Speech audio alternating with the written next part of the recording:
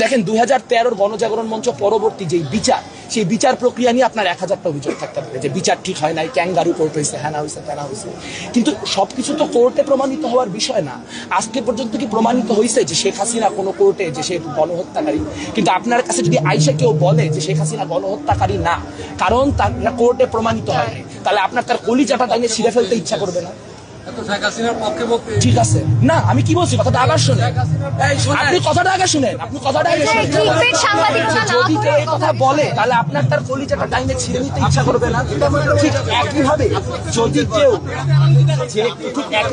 যদি 71-এর গণহত্যাকারীদের বিষয়ে বলে যে কোর্টটা ঠিক না, উনি উস্কানি দিতে আসছে, আপনারা উস্কানিতে বিভ্রান্ত হবেন না।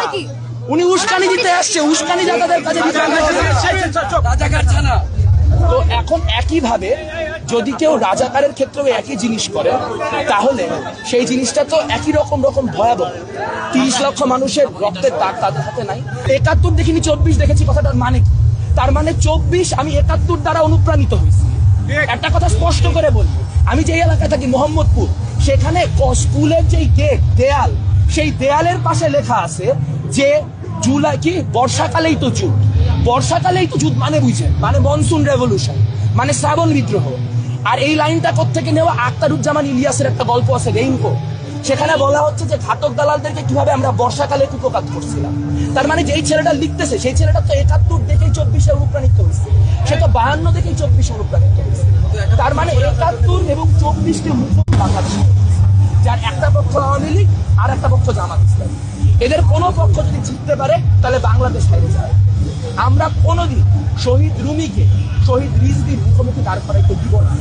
আমরা কোনোদিন শহীদ শাকিলকে, শহীদ জুয়েলের বিরুদ্ধে দাঁড় করাইতে দিব না। এবং সেই জন্য ওদের জমায়েত আছে, তো ওরা যদি ভাই এখানে আইসে আমাদের পিডায় মাইরাও ফেলে, কি যায় আসে? আমরা তো এই জিনিস জানিয়েই বড় হয়েছি, আমরা তো রুমির গল্প পড়েই বড় হয়েছি। আজকে রুমিকে আপনি রাজাকার বলার চেষ্টা করতেছেন, আজকে আপনি মুক্তিযুদ্ধকে ক্রমাগত হ্যাম্পার করার চেষ্টা করতেছেন, মুক্তিযুদ্ধকে একটা ডিলেজিটিমাইজ করার চেষ্টা করতেছেন। এই রাজনীতি করে কি এরা টিকতে পারবে বাংলাদেশে? এই যে সংঘাতের চেষ্টা, আমরা স্পষ্টভাবে বলতে চাই যে আমরা কোনো উস্কানিতে পারবো না। আপনারা একটু আগে দেখে গেলেন তারা উস্কানি দেবে। আমি কি বলছি?